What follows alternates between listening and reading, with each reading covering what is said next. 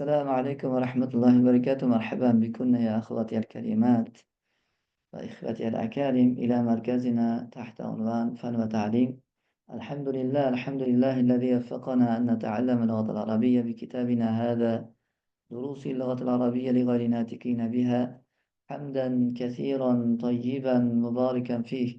نسأل الله عز وجل التوفيق والسداد، وأن يجعل هذا العمل في ميزان حسناتنا، وأن يتقبله منا بقبول حسن، إنه أكرم مسؤول وخير مأمون. وصلى الله تعالى على خلقه محمد وعلى آله وصحبه وسلم. في درس الماضي قد وقفنا إلى هذا الدرس، إن شاء الله سنستمر من هنا بإذن الله تعالى. الدرس الخامس: سعيد. أكتاب محمد هذا يا ياسر؟ ياسر: لا، هذا كتاب حامد. سعيد: أين كتاب محمد؟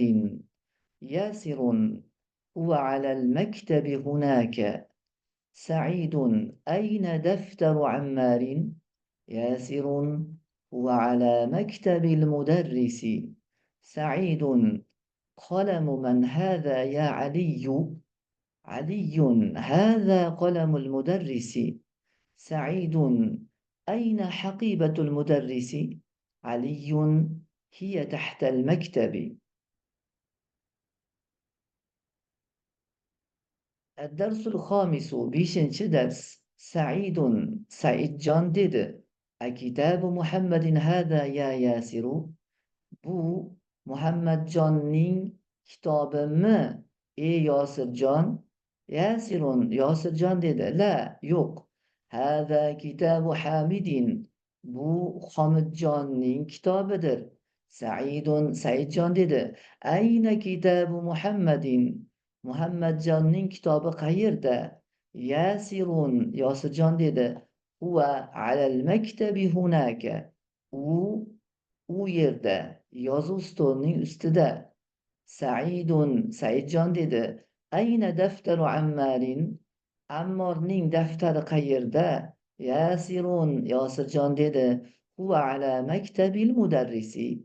U mudarrisning yozuv stoli ustida. Saidun: Saidjon dedi. Qalamu man hada ya Aliyu? Bu kimning qalami ey Alijon?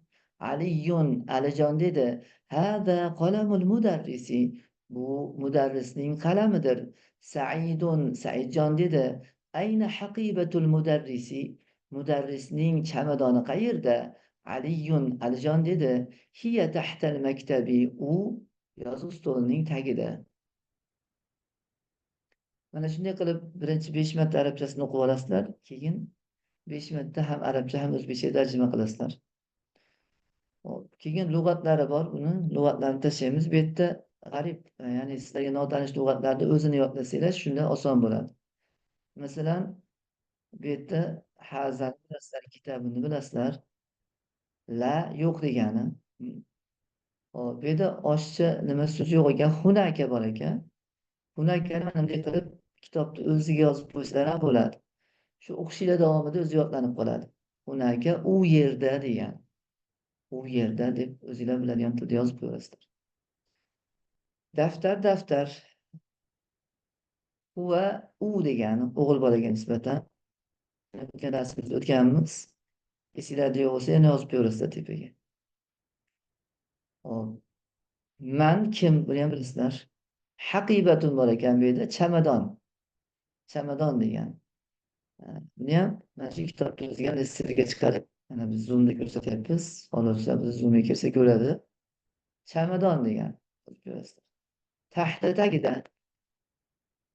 Tagida yozib qo'yamiz. Asosan lug'at yodlash, tekstni to'g'ri o'qish. Birinchi o'rinda bizni e'tibor beradigan narsamiz tekstni to'g'ri o'qish va lug'at yodlash. Lug'at yodlansa tarjima o'z-o'zidan chiqadi. Hop, lug'atlariga bir qaraymiz.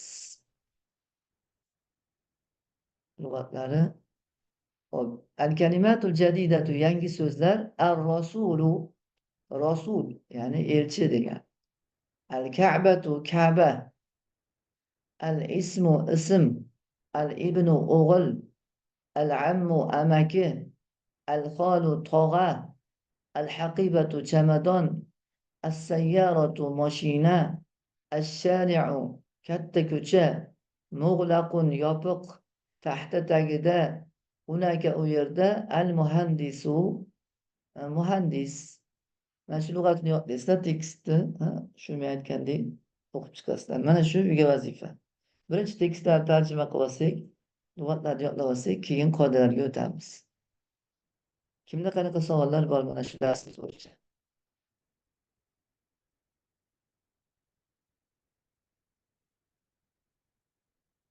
Agar savollar bo'lmasa, sizlar bilan keyingi darsda inshaalloh shu darslarni yodlagan holatda ko'rishamiz, o'qigan holatda. Barakallohu fikum.